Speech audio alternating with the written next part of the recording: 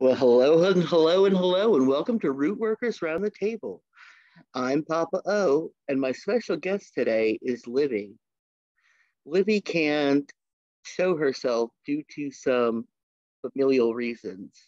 So, Livie, can you please introduce yourself? Hi everyone, I'm Livie. It's nice to meet y'all. I met Livie not a long time, a hot minute ago. We were at a gathering together and I met her around the fire, fell in love, fell in love, fell in love. And then we just carried on from then. See, getting around a fire can really change your life. Um, but I wanted to talk to you today, just have a little chat back and forth about what do you think the new. Okay, I'll tell you when I started. When I started paganism, it was very crunchy granola. Mm-hmm. Um, there were a bunch of people wandering around in the woods and doing rituals, Mm-hmm. um, and it was very back to the earth. We used to wear things called sarongs, especially in in South Central Kentucky. We used to wear it's basically a one piece of fabric that you can fold many different ways. And of course, it's one size fits some. So I had to put two of them together to make one. That was my one cloth. And you were new coming into the faith. Like I started the faith 33 years ago. Ooh, Mm-hmm. that just made. Ooh, I think, look, that actually made some more white in my beard. It's crazy. Um, what do you think it's like now? Do you still feel it's crunchy granola? Or now I'm gonna tell you the thing that we were at, that's crunchy granola. And that I'm gonna tell you, that made me feel mighty good. Because I was like, oh, I don't feel as old. So what do you when you look for magic today, what are you looking for? What's your main thing you're looking for? I'm still very new at all of this. Um, when I'm looking for magic and everything, even as a child, I always found the beauty and magic in nature. Mm-hmm. Always. And I never could understand why. So I've been like, of course, I fell off of it as I grew up some, but the last couple years, it's it's been like a deep dive, as I say, down into the rabbit hole. It's all coming back to me now. Yep. And so diving down into the rabbit hole with everything, I I just I've always felt like a connection to magic. Mm-hmm. And I heavily right now I'm still semi trying to get over um being scared of spirits, but I'm gradually getting better at it. I've always been able to Well, see. you were in a pretty serious Christian religion, you know, Yes, I was Church of Christ. where they don't like things that talk to you from beyond. If that's what happens when you're growing up with a Southern Baptist dad and a Church of Christ mother. You hear of split churches, but you never think of them like that. For all of my northern listeners, those are pretty stout Southern Bible beaten flame brimstone kind of church. So she's not playing. If any of y'all need to like hit me up and message me about it, I will be glad to tell you all about that. That had to have been a crazy experience. Oh, I'm not it was. I'm not even sure how your Sunday dinners went. Well, how it happened, my mother forced my father to convert over from the Southern Baptist faith to excuse me, Church of Christ. And What, devil got your tongue? yeah, as I'm talking about this, I think my Meemaw, my recently deceased grandmother, I think she's here trying to get me to stop talking about that. Well, she'll eventually know the real, like every spirit does eventually. we Mm. eventually we eventually come back to all the same truth. When the game's over, God lays out his cards. And sometimes you win and sometimes you lose, defeat the same. Mm-hmm. But my father was kind of forced to convert over from his Southern Baptist faith to Church of Christ, but he goes to the Church of Christ church, but he still practices Baptist. It's real crazy. Mm-hmm. I've grown up on both sides and I have seen both sides. Does Church of Christ allow Christmas gifts and stuff like that? It depends. It really does depend on what the church and the congregation that you go to. I associate the Church of Christ kind of like a 3-tier thing. Mm-hmm. There is one of my exes, his parents go to this very rural out in the middle of nowhere, maybe only 25 people attend that church, and or Tell him 50. Livie lives in a state that is way deeper south than me. So I'm going to tell when Bible thump, the warmer it gets as you go down south, the harder the Bible thumping goes. So I'm just putting that out there so they have some clue. Yes. But one of my ex-parents, this place also, I will never forget it. They basically were in shock, me wearing church pants, because this is when I was formerly religious. Mm-hmm. They were shocked that I was not in a dress, and it scared, excuse my language, the living shit out of me. When everybody all of a sudden put on black veils over their heads in the church. Why? And Why? I That's a, honestly, why did they do that? That sounds like something you see in a horror movie. yes. And it looked like a funeral home on the inside. So you can only imagine what, I was 17 at the time, a 17-year-old was thinking.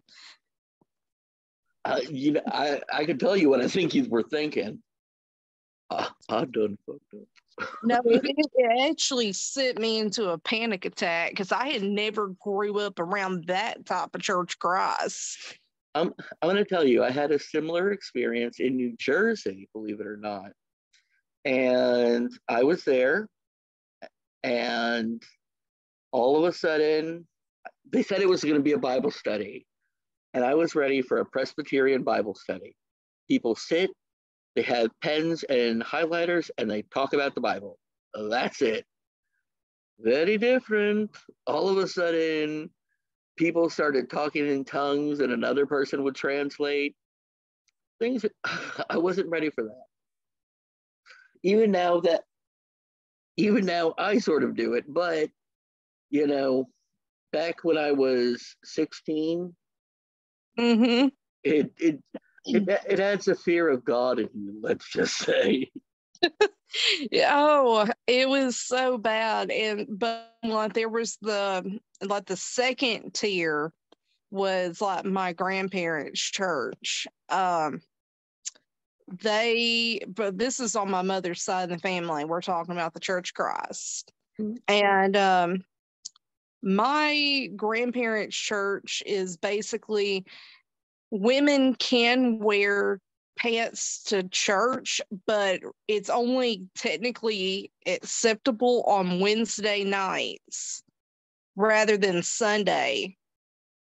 And if you wore church pants on Sunday, people still gave you looks, and there were hardly no young people in the church. So, did God decree the pants only on Wednesday? I have no idea. And then there's my aunt and my uncle's church. They don't care. I mean, you can dress up nice to the hilt, or you can show up in your pajama pants, something like that. They didn't care as long as you came to worship. My grandmother's church, she was Catholic, and she always used to tell me, all you need is a good winter coat. Mm-hmm. You can wear anything else underneath if you have a good winter coat. And I was like, thank you, Grandma. Wise things. So now whenever I go anywhere, I just wear a nice winter coat to ritual. And, I had to give the signal for the cats have been fed because because they were getting a little ferocious. You have to realize cats are mini lions. Yeah, I love cats.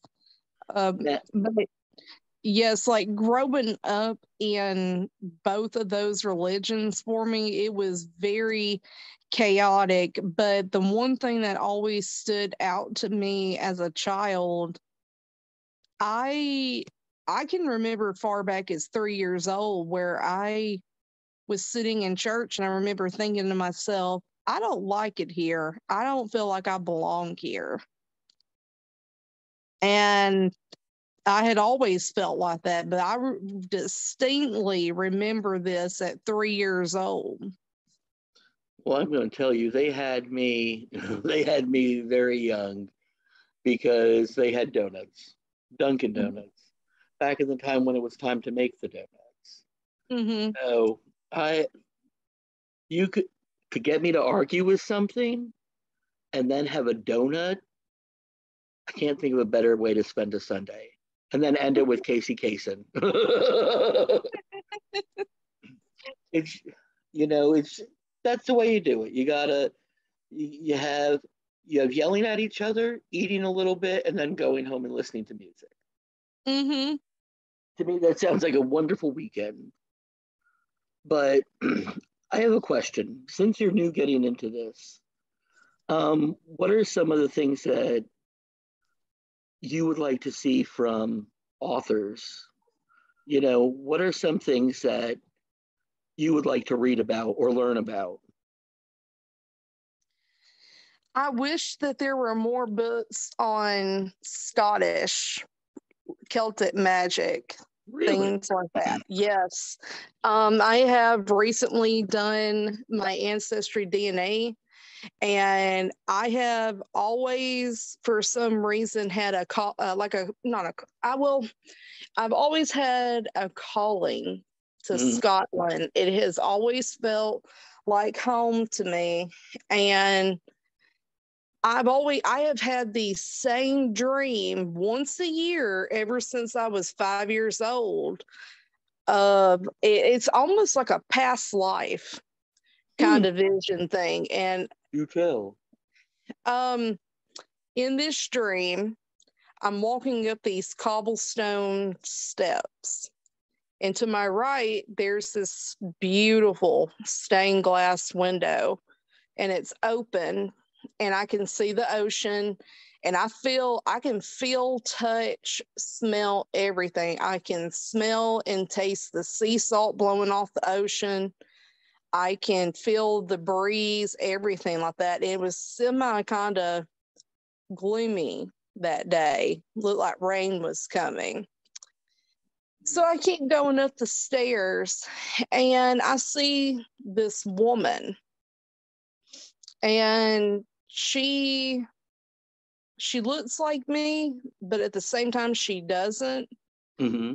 but I feel like I've known her my whole life. And there is like this huge mahogany table with engravings and everything on it, and these beautiful like apothecary jars and thousands of journals spread everywhere. And the one thing, well, the two things that stood out to me was her attire and how she was dressed and the chair that she was sitting in. Her hair was braided in these huge braids with, and it was tied with gold.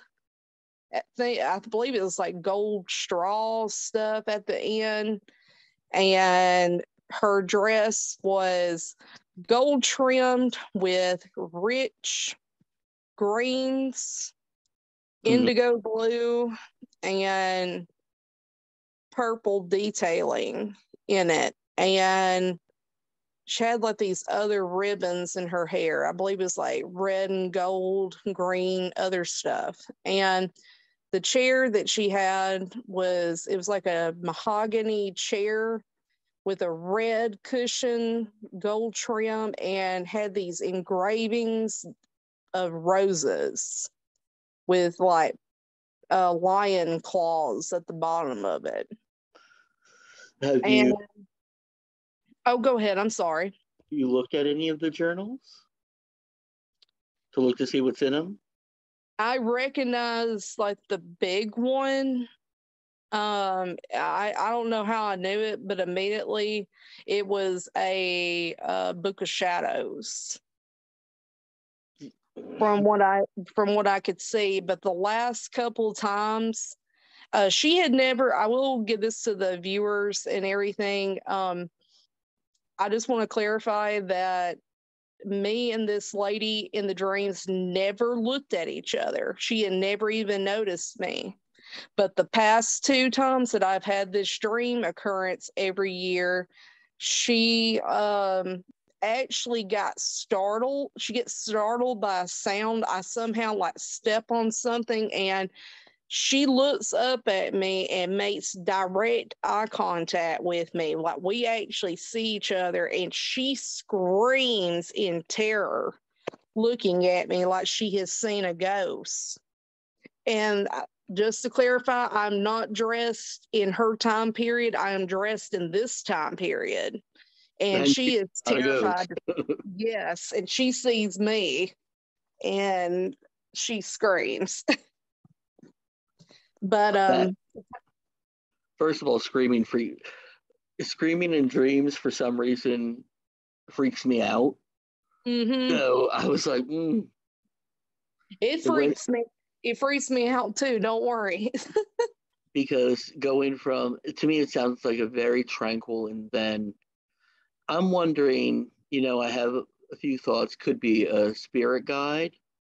There's also the Akashic Library, where there's books that have everything and all knowledge.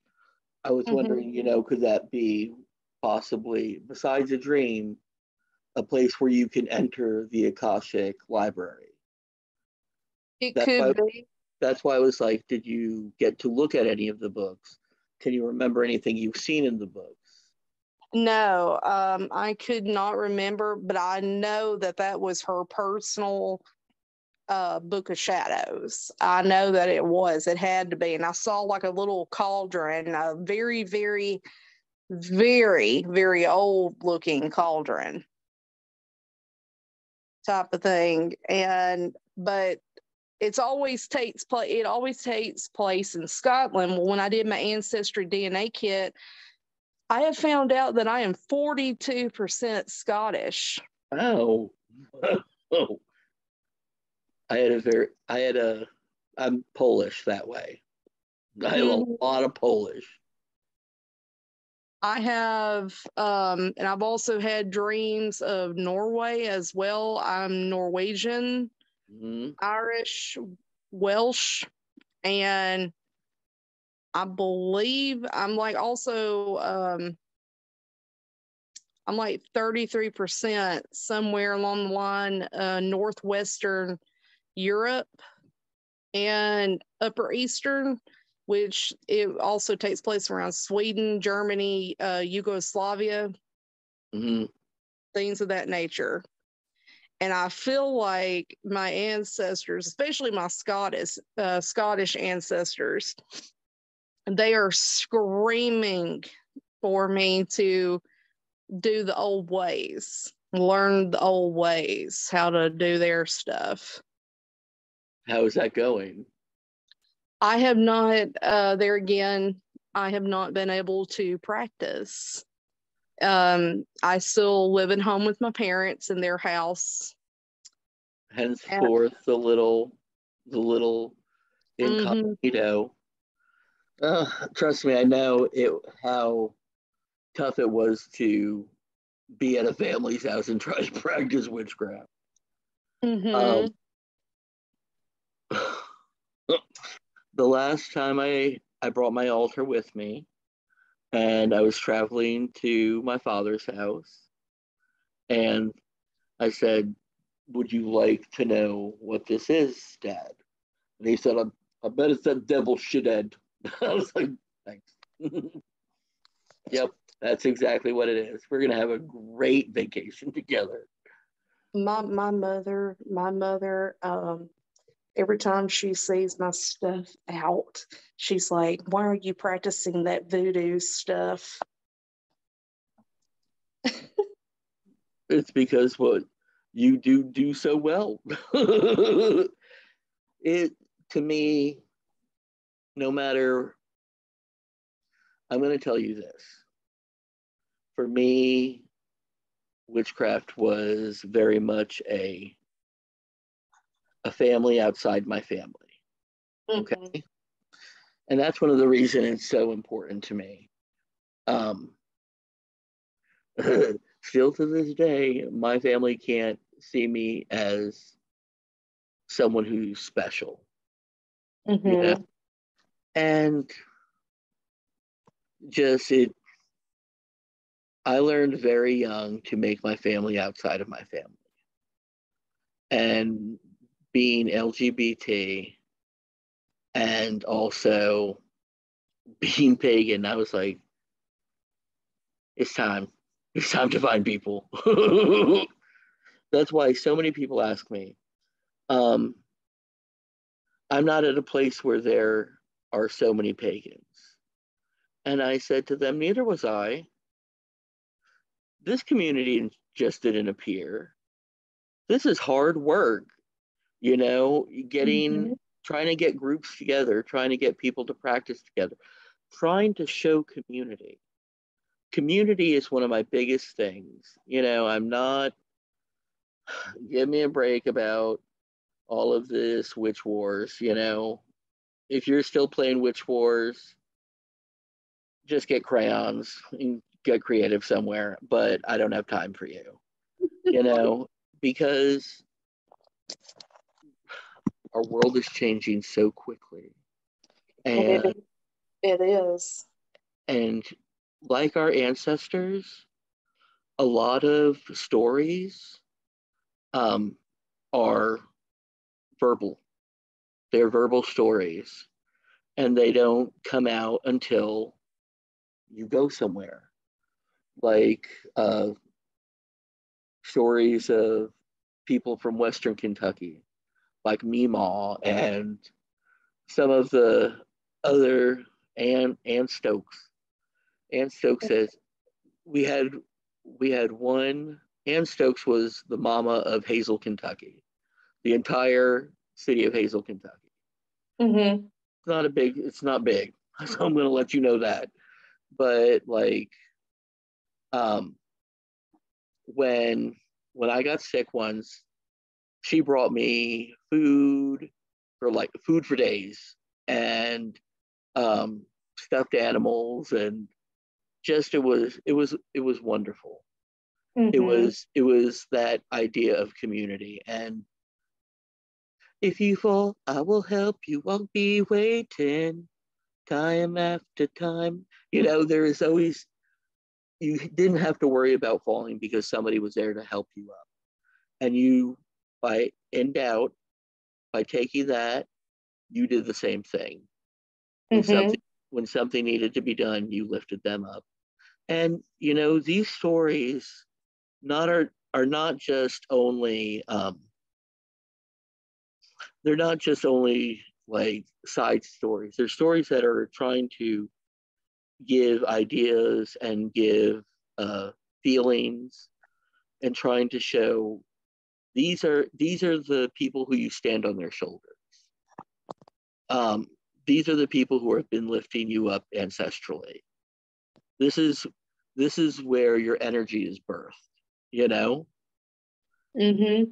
because You were kind of describing how I am because I do that with for all my friends and my family.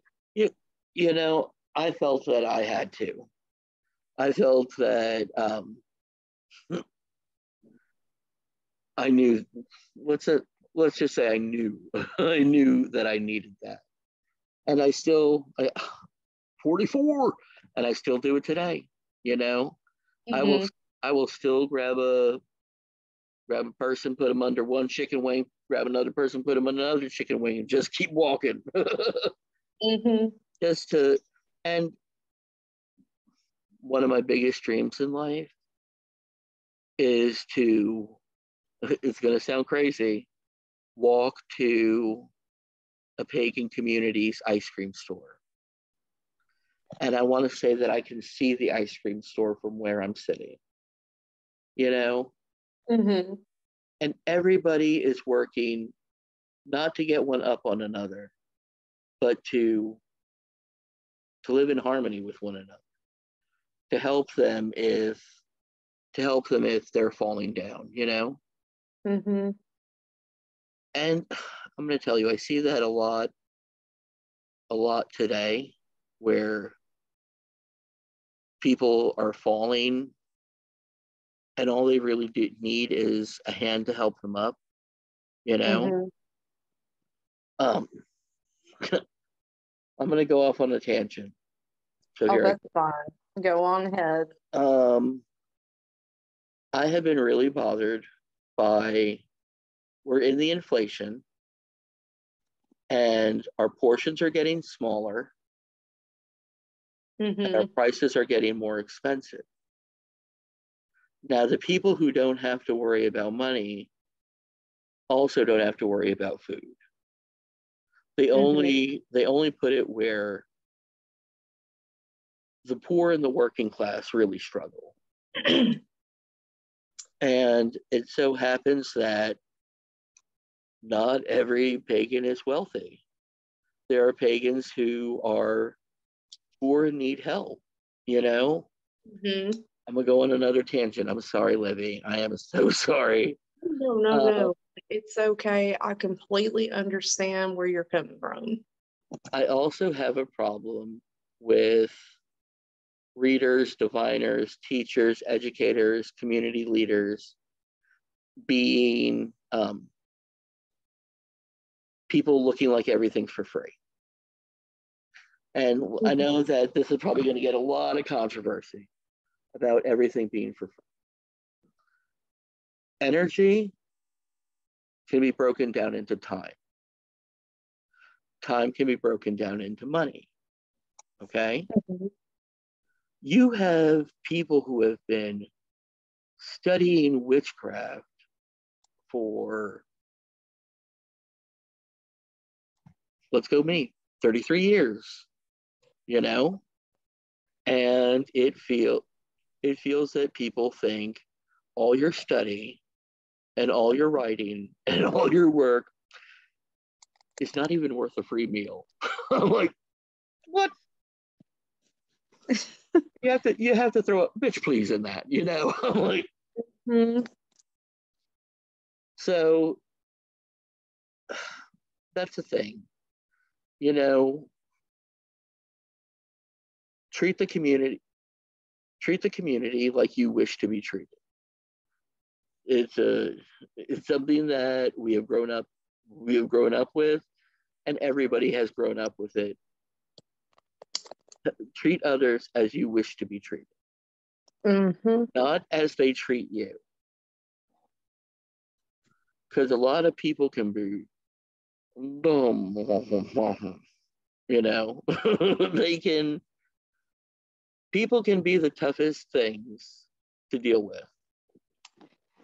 Oh, I can completely understand, especially with all the energy of working in a big factory where there's probably about 5,000 people. Do you know what I would recommend? Hmm. Keep a piece of, keep a keep a piece of citrine in your pocket. Citrine absorbs negative energy and puts out positive energy without having to be cleansed. Hmm. And I'm going to tell you, that's the other thing. You know, these little tidbits, like put a piece of citrine in your pocket, um, use rose quartz, put honey on your tongue. Like if you're going out for an interview, you want to put honey on your tongue, or you could put cinnamon. Cinnamon may Hmm. have a totally different reaction. Matters how you are going for this job. You know, is it something that you want to speak eloquently, or is it something where you want to speak forcefully? You know, Hmm. and like I'm going to tell you one of the things that I tell everybody. My first teacher, because I was raised originally by teachers and then by books, and my first teacher, um, she was a green witch deep. She was deep into the green, not into the green mother, but into she was. She came in, and where I lived in New Jersey was quite polluted, so Hmm. everybody would have the and what she would bring in is she would bring in a sage tea and with corn silk and sweetened with honey. And I was like, will. And it was great. Sage tea. You can either do a gargle or a tea, and it is great for your throat. Great for your throat. And you won't have gas either. That's a whole other story. You know, with Thanksgiving, well, with Mabon and Thanksgiving and Christmas and Yule and Hanukkah, you have all these really heavy foods. And They just telling for the viewers out there, um, I mean, especially for the northern viewers, um, southern food, it's no joke. Come down here, and if you talk about, I mean, it's very, very, very rich, and it may upset your stomach. So if you ever plan to visit down here, be sure to bring some. Uh, Anti-acid medicine, something of that nature, keep bring you. you could bring uh, sodium bicarbonate, which will work as an antacid. You can use sage tea, but I'm going to tell you, if you need to calm the upset stomach, diarrhea incidents, Mm-hmm. what's great for that is ginger tea. You cut the ginger up. You wait till the water goes to a rolling boil, and then you cut the ginger up, and then you throw the ginger in a pot of boiling water, and Mm-hmm. you let it boil for 10 minutes, and then you let it seep. Okay, it's gonna smell like lemons, taste like pepper, and it will stop you from anything. It will stop both ends. I could tell you the story of a Delta flight that I took where it was reminiscent of Bridesmaids. Oh no. Like where she says, I don't even know where it's coming from. I Oh, had one of those moments. So oh and no. that was the first thing I got when I got off the plane. I was dehydrated. And this woman had just come back from Japan and she gave me ginger tea that way. And it was the first time I was able to keep anything down. So it was, to me, it is But I come from the school where medicine should be a little uncomfortable. Like I didn't come Mhm. from where you had flavored cough syrup and stuff like that. We had Robitussin, where it tasted like car battery. You know, it was horrible. I I also can I I was I completely understand that. I'm just gonna pause for that for a second. I do understand that as well. I grew up with old school parents, and I've also experienced the new modern medicine and the old ways. Especially like if you have bronchitis, um, everybody needs to get some whiskey and honey for that and thrive. whiskey and honey. Let's see. For that was for bronchitis. Oh, I'm a big camphor baby. I like the mentholatum, camphor oil, eucalyptus. I love that pungent burny smell. The where your where your nose goes. Oh. I'm also a fan of honey and horseradish. I have not tried that, but I do love honey and horseradish. I'm gonna tell you, it's gonna burn. It's gonna you will remember what it felt like to breathe again. To breathe again. To breathe again. Hmm. It to me, that's one of the things that I like about magic. Um, everybody thinks it's all about. For me, it's not all about spells. Some of it's community leading. Some of it's healing herbally, and some is green witchcraft. You know, and then some comes down to prayer and honest to God witchcraft. Hmm. Sometimes when nothing else is working, you got to pull your parts with the gods. You know, talk to who you need to talk to. But Yes. but lately they're cutting all the crops, so my allergies are a little. So that's why I have my handy dandy. And I will admit, this used to be a canning jar. This is not a show canning jar. This is an actual ball jar. I think it's a ball jar. Bought in 2020 Mhm. when you couldn't find them in Kentucky.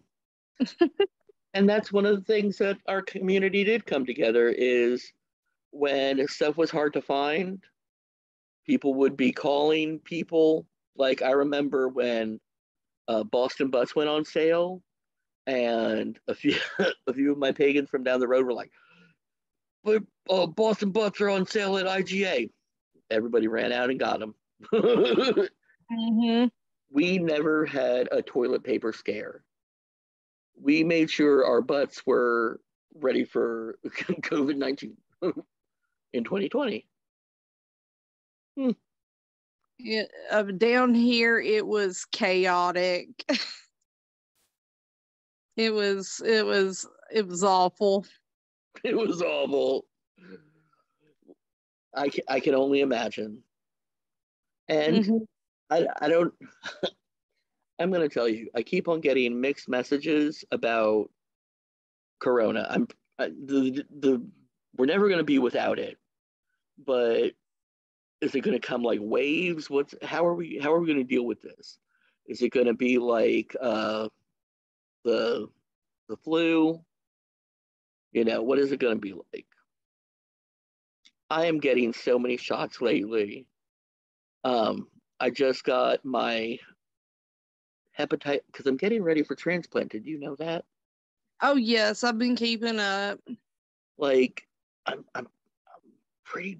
This is the closest I've ever been, and I'm pretty damn close. So now I'm like asking people, hey, you want to donate? Hmm. Because one of the reasons I'm doing that is living donors, when they give a kidney, the kidney lasts longer than if the kidney was from a cadaver. Hmm. So, you know, like a living kidney can can live at least 13 years, but have been known to live 20 and 30 years. Mm-hmm. Where, cadaveral kidneys, it's not the same. It's not the same.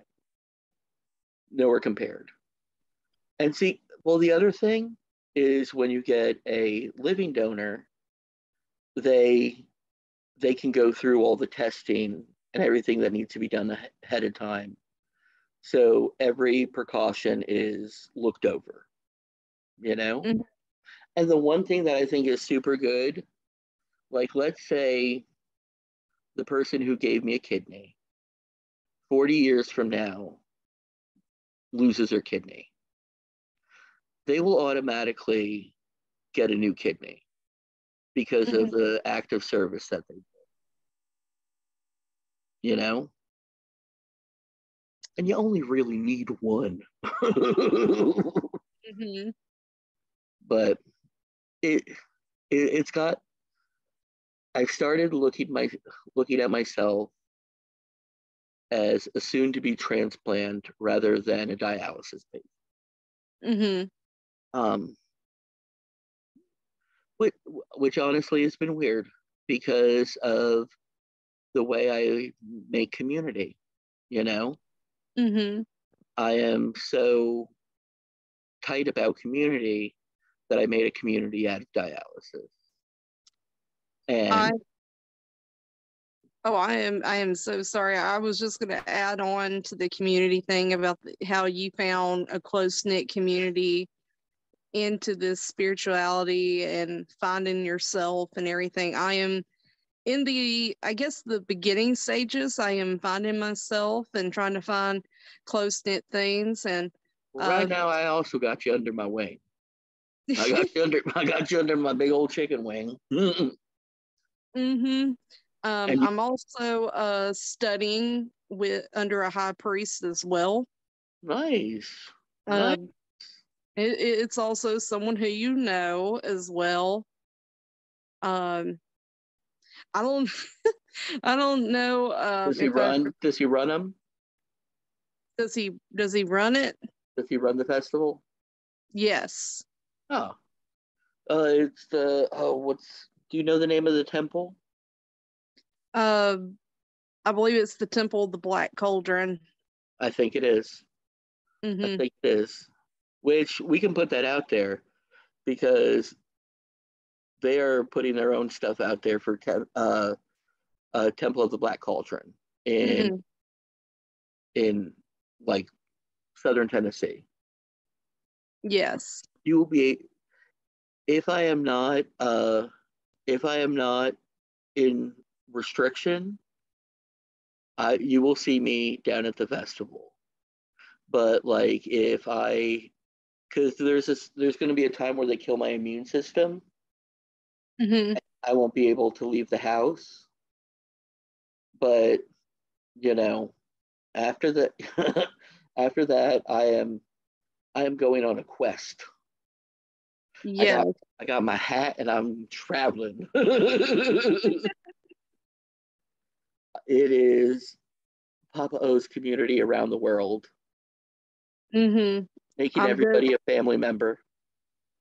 Oh yes, I mean, look, I do want to also tell the audience, like, even though I have grown up in my family, and especially with a family that is very big on preserving the image of the family and things like that. Hello, goodbye. I know. I'm there with you. We're here. We're here, girl. Yeah. Especially with a grandfather that is well known in the community for over 60 years, and was a college dean of the town that I was in. Okay, mine was never a college dean. You're on your own, girl. Yeah, yeah. Um, I am in the broom closet for the most part, but my parents did find out about it, and I guess I got the stereotypical thing of, oh, you're going to hell. if you do that. And my mom, now I get my abilities, I believe, from my mother, because I have done tarot readings on me. I use my dowsing rods as a form of divination, and I use a pendulum and oracle cards as well. And then I've also gotten professionally done by the owner of Practical Magic in Alabama, Julie. Shout out for her. Shout out for Julie. I love you. And they all confirm that I have come from a line of witches. My mom has always been able, even though she's a Christian, she's able to, like, for example, she has predicted every one of my friends, like their relationships are going to end a certain way, things like that. And sure enough, it has happened. It was scary accurate.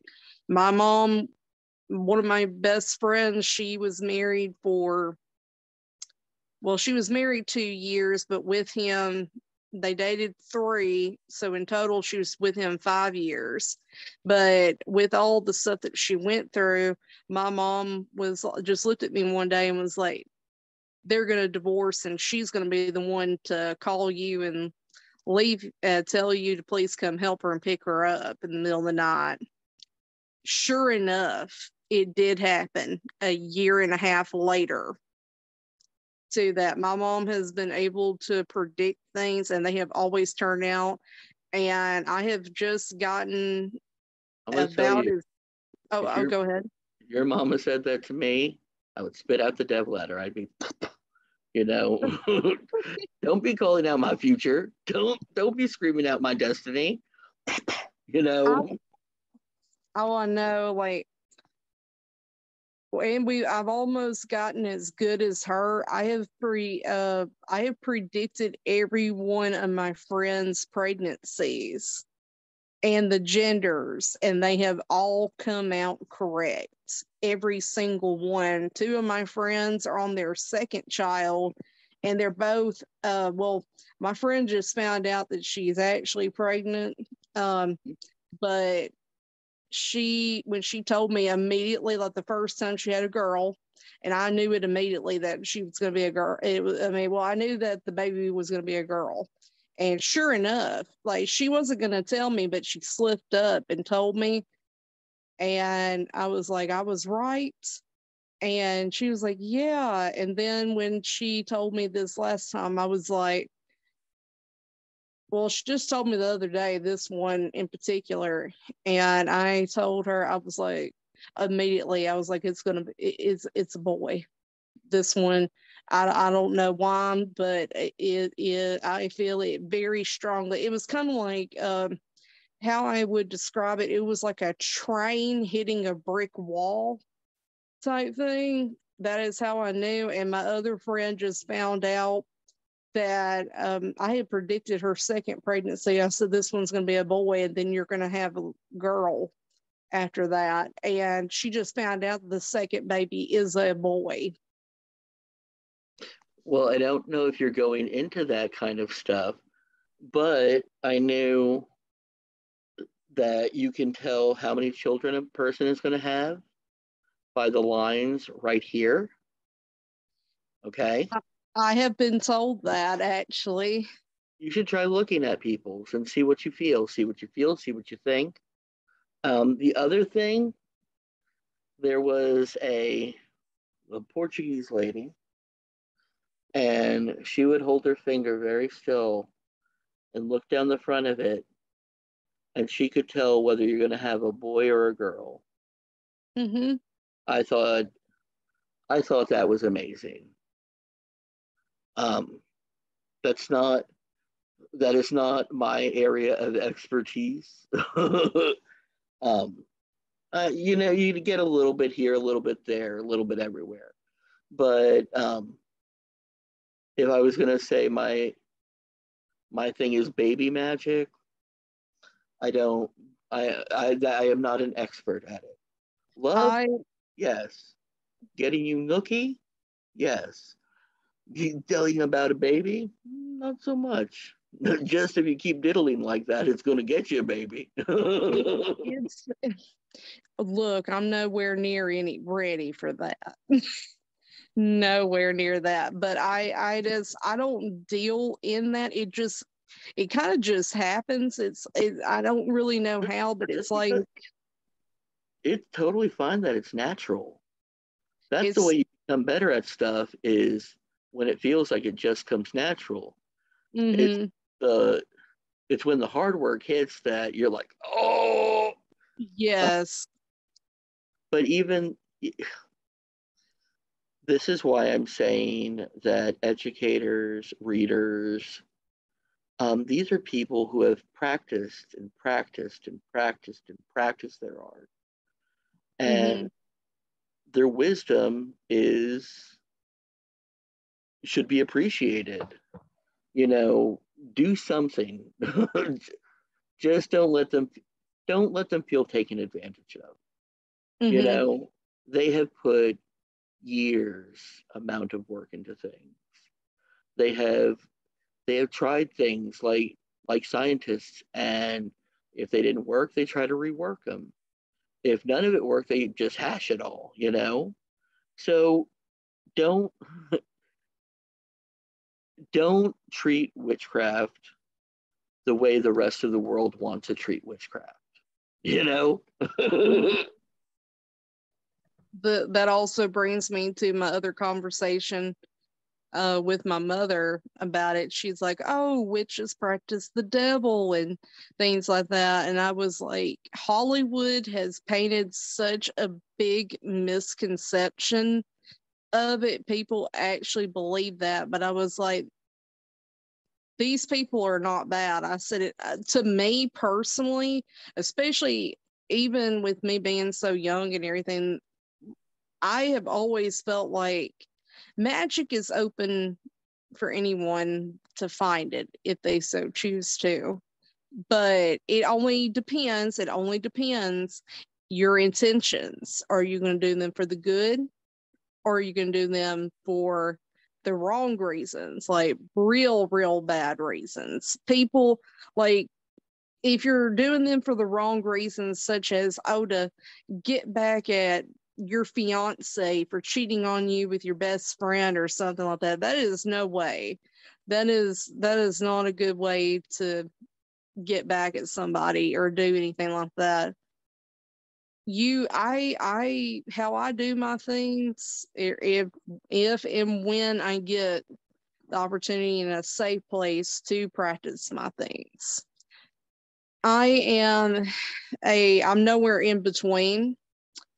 I only do things, especially if it involves like a future hex or anything of that nature, only on the people who are truly deserving of it, like child rapists, molesters, serial killers, somebody, or if somebody on like if they ever harmed my niece and my nephew who were small children, somebody like that, that would, to me, I would take care of that. I can't, if the justice system can't do it, I will. There's a space for magic. Mm-hmm. And even the most devout person will, when push comes to shove, if nothing's happening, will come to a witch. Just saying. Yes, I heard that. The one thing that the relationship between parent and child and the fight over Christianity. The thing about it is you make the kid become ugly towards Christianity. You don't leave, they will not leave any open doors. They will talk ill of it. But that is because they were abused in the religion, you Mm-hmm. know, and people will claim God in all of it. maybe God, but not Jesus. You know, you Mm-hmm. know it. Don't blame an entire religion. Don't yeah. Don't blame a God on his followers. It's because I have often asked myself, is it the are we dealing with is it um it, is it the religion or is it the dogma? Is it the way people run the religion now, or is it the what is actually written? Because with with uh, with one of my friends, Shia Abbott, is that we have gotten to some of these discussions. What what makes a religion a religion? Is it the people who follow it, or the God, or is it what what becomes the faith? Mm-hmm. And to me, it's the way the people translate it, to be honest. It's been translated, I believe, 36,000 times. Well, I was watching a production, um, and the original Jesus was shown as a little boy and who had a wand. Mm-hmm. And that was the original image of Jesus. It was when the um, like male male dominated culture came in that gave the strong look of Jesus, the beard, the blue eyes, because the original Jesus, for the most part, looked very androgynous. You could not tell if it was a boy or a girl. Mm-hmm. They just had a wand. That sounds like a good book title. I didn't know if it was a boy or a girl. They just had a wand. But the thing, where do you see the movement going into the next 5 years? Do you see more people taking up the craft, or do you see more people pulling away? I think people at this point in time, especially with my generation, Mm-hmm. we are going to be moving forward. It's more and more people are going away from that. Um, Well, see, that's are one of not like they're not going away from witchcraft, but they're going away no, but from. they're going away from um, just how we how I studied witchcraft, because now they are getting microbits like through TikTok. TikTok, uh, reels, and stuff like that. So people are not, and that is why I urged at I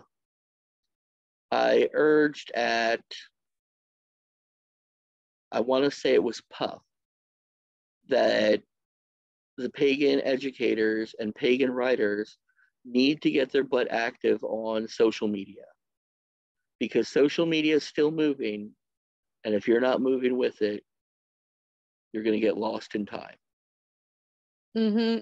You know, I'm a little bit different from like my generation. I'm also like a very old soul type person. I grew up in a time where we had to still study with textbooks and then gradually translated over to tablets and computers and everything like that.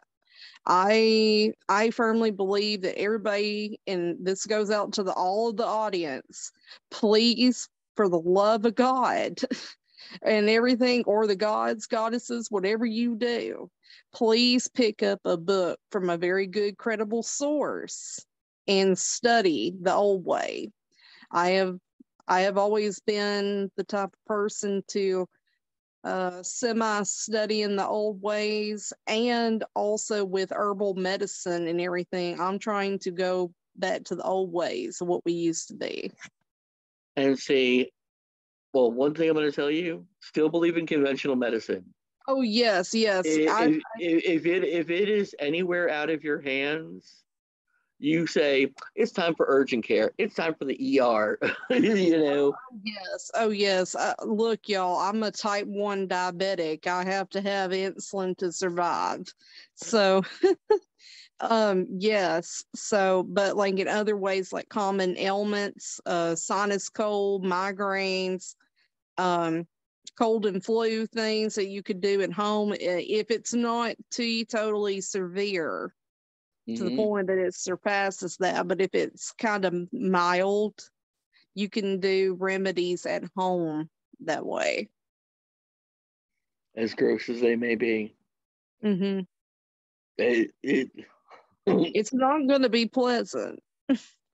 you know, if you wanted pleasant, you could have gone to the doctor. And one of the things that I've also noticed is often the people who come to me don't have insurance. Mm-hmm. And that is one of the reasons that they're coming to um, like a granny healer, you know, Mm-hmm. someone who practices holistic and herbal medicine. It's just it's the thing. Mm-hmm. It is trying, and I'm going to tell you, it is used. Every religion has a form of herbal healing. Every single one. And that also brings me to the thing of, I believe that I fall along the lines of believing in omnuism. I believe that's how you pronounce it. um I have always, even since I was, this is before middle school, so I was on the tail end of leaving elementary. I have always believed that no religion is the right religion, and every religion has truth in it. Even though they claim that it's myths, they could not have pulled this out of thin air, and there is evidence to back up everything, because the oldest religions in the world are Hinduism, Buddhism, Islam, and Celtic paganism. So Islam is not. I have to it's correct you. not. No, because Islam is basically the third part of the Bible. Oh, okay. Thank you for. You have Judaism, which is the first part of the story. You have Okay. Christianity, which is the second part, and you have Islam, which is the third part. None of them would agree with what I just said, but it's true. They all pray to the same God. Mm-hmm. They all have the same God. They just all think that their story's right. But there is no Jesus in the Old Testament. There's only Jesus in the New Testament.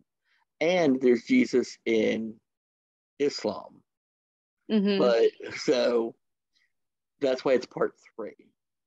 If they can Okay. mention somebody from part two, they're in part three. Remember that. That will come in handy later. If you can associate that person with that event and you Mhm. hear about it later, then they were at the third event as well. Okay. I do apologize to the audience or anything about that. I am so glad that I was corrected on that misinformation. But like Islam, not Islam, Hinduism, Yes. God, God and God is blessed how old that is, um, and how long it has continued. But Mm-hmm. religions religions evolve, you know, uh, and who knows who knows where they begin and who knows where they end. Because There could even be older religions that we don't even know about. well, I was thinking like most of our interpretation of paganism really comes out of the 1970s and 1960s, believe it or Mm-hmm. not. And so we, and theoretically, we are a new religion and we are also an old religion. Mm-hmm. We we are the alpha and the omega. Mm-hmm. And just, I also got to tell you this. Were you aware that the Celts were originally a traveling people? Yes. And they started around India and moved all the way up into the British Isles. Now that is determination. Like, I really don't want to even get up and go get myself something at the sink. But they went all the way across. And partially the cultural diffusion is how we get so many commonalities.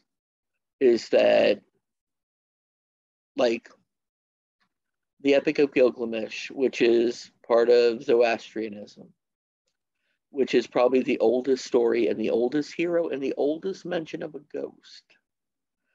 But with that, there was a man named Gilgamesh and his partner Enkidu, and they were trapped by a great flood. And the interesting thing, Zoroastrianism has its birth in the Middle East, but the next place that we hear that story is from another Middle Eastern tribe, which are the Jewish people. Mm-hmm. So and we share these things, like the the great sacrifice for humanity. Almost every religion has that. Who who put their self far and beyond for humanity and had to pay the price. The Greeks had Prometheus. The the Yoruba had um, both Obatala and Ilegua. Um, trying to the Osiris in Egypt. All of them had this story. Dionysus in Greece. Mm-hmm. So they had that God who died and came back, the resurrection story. Um, and it's just the small world that we're all living in. Mm-hmm. Even though we're tiny little specks, we tend to share a lot with one another. And it's Mm-hmm. because there's always people like me. That crazy person in the airport who's like, "We want to hear a story." And I think that is where TikTok is going. Is that the these are your new storytellers, but you only get it in 15, 60, and 3 minute. This is all the time I have for this. So this is all I'm going to do. You know, and, Yes. and honestly, some of it's really good, some of it's really bad. I don't know if anybody out there does this or they're like me. I'll be scrolling past something and I will feel like a really strong pull to it. But as soon as I see like another creator doing something, my intuition kicks in and I'm like, oh, I don't want this at all. I'm going to move right past that. Ready, boots, start walking. Bum, bum, bum, bum, bum, bum, bum, bum, bum. And sometimes I say to myself, do, do, is that fight necessary? Do, do you really want to do that to yourself today? Mm-hmm. And I'm going to tell you, if it doesn't affect you, and you can pass it by, pass it by. You will thank me, and you will think better of yourself for that day. You know, Mm-hmm. you will have a better day. Since you did that, go treat yourself to a cup of coffee or something. You know, just do something instead of spending that time getting angry and getting fierce with somebody. Mm-hmm. Spend it enjoying yourself. Spend it doing something, um, or meeting somebody. Allow you know as much time as we spend getting mad at one another. It would be so much better if we could just say, "This isn't worth it. I can't deal with this." You know, Mm-hmm. and some people call them energy vampires. I call them humans, um, because people people people who need people are the luckiest people. um, they are. We need one another, and you know all of them have assholes. Some of them are assholes. Some of them stink. And just allowing yourself to say, okay, I can deal with this. This is not a teachable moment at this time. So I am just going to say, I'm not going to let this bother me. Not today, Satan. I'm not going to let this bother me. I Mm-hmm. am going to put this energy to myself, to feeling good, to celebrating myself. As I said, I always tell this, you should at least spend 5 minutes to yourself every day. 5 minutes. Just sitting down and falling in love with yourself again, you know? And remembering, why are you doing this all? Why is Oh, you were calling me out because I've been avoiding shadow work. it shadow work is important work, but I'm going to tell you this, shadow work can be bottled for a while. And the Mm-hmm. bottles cannot be always kept, but you can can things for a while. So don't feel like, because it has surprised me how many people, young people, are like, oh, I got to do shadow work. Um, Stay a child while you can be a child. It Mm-hmm. take some time enjoying the happiness of magic. The the Beltane events, the Midsummers. You know, worry about rainy days on rainy days. Don't automatically make a rainy day. Allow allow them to come every once and again, and then put them away for a little bit, and come back to them on another rainy day. You you don't. There is so much more to magic, and I'm saying religiously and culturally, than just hardcore work. Mm-hmm.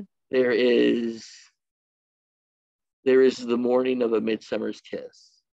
Going out and taking the dew and rubbing it on your body for a glow all year. Just I've been to some I've been to some and ran some mighty crazy Beltane festivals. Mm-hmm. And do I regret them? Nope. No one is noted. No one is noted for their morals. you know, it's enjoy the piece of cake when you can have it. If anybody got that reference, congratulations. But just things go by so quickly. You know, when I can't see my face,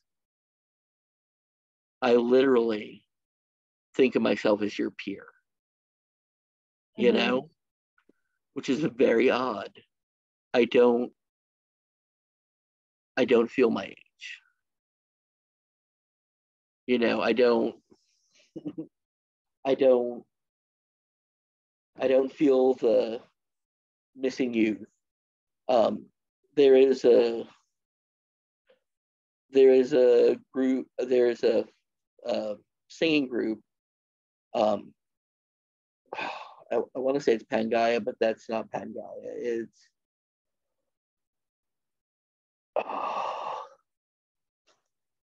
can't think of it right now. But there's a part um, where it says Jesus gray means you're getting older, and I said that to before you got on the line. I said that to myself, you know, because I remember running around at festivals and doing crazy things, skinny dipping and helping people and doing all that crazy stuff. And to this last year at Puff, um, Tish and I were, she was coming up the stair into the hall, and I was going down the stair. Okay. Mm-hmm. She had somebody helping her, and I had somebody helping me down. I was like, oh, those were the days, my friend. I thought they'd never end. Yeah. I They're not. I've actually never met Trish. I passed her going to a class, but I am hoping at the festival that is coming up that I would get the honor to be in one of her classes. She started doing festivals when Western Kentucky started doing festivals. Mm-hmm. And so she has been doing this since 90 90 90 98. I'm pretty sure is when she started her first festival. And a long time ago. My She is, birth year. she is a strong lady. And Tish is in also in Tennessee, and she also runs a store, but you can find her online at Tish Owen. So Mm-hmm. um, she runs Puff, which is a pagan unity festival in southern Tennessee, Mm-hmm. and at Henry Horton State Park. And there are many a good restaurant down in their row, and the food is amazing. Mm-hmm. Amazing. Oh, uh, and I also do want to add, going back to when you were asking about the authors, what you would like for them more mhm. to write about. Any authors out there, please, especially if you are from the South, please make a book on Southern conjure, because all of the South, especially the Southern witches, I'm not speaking for all, but in my personal space, I Are you I do what? calling me out? Do I need to write a book? Yes. Please, please do write a Southern conjure book, especially about the ancestors, because I am just kind of winging it at this point with them. I'm going to. My background in um, Santeria and Lukumi basically helped me with my understanding of the ancestors. Mm-hmm. And also the understanding of what is spirit. And I'm going to tell you, I'm a procrastinator. But I really love witchcraft. I love witchcraft a lot, like a lot. And the time where I've thrown myself at the world, I'm going to have to bite the bullet and do it. I'm going to have to set my first book ablaze. And just so I don't want to leave this world. I want my, my life is dedicated to the gods. Mm-hmm. It always has been, and I want it to always will be. So that is what I hope, and that is what I push for, and that is what we should put into the ethos out there so people know. And I think we're about out of time. I want you to thank you, Livie, for coming on.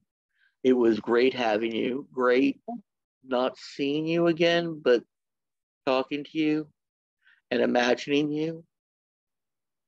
But be kind to one another, love one another, reach out to one another, and like Grandpa Sackwitz always used to say, don't be an asshole. Oh, yes, everybody. I mean, it has been, a pleasure being on here again and actually seeing you. I was going to suggest if you ever want to video call me, you can. I am always down for that. I love it. Talk to you later, Livie, and have a great evening. Bye-bye.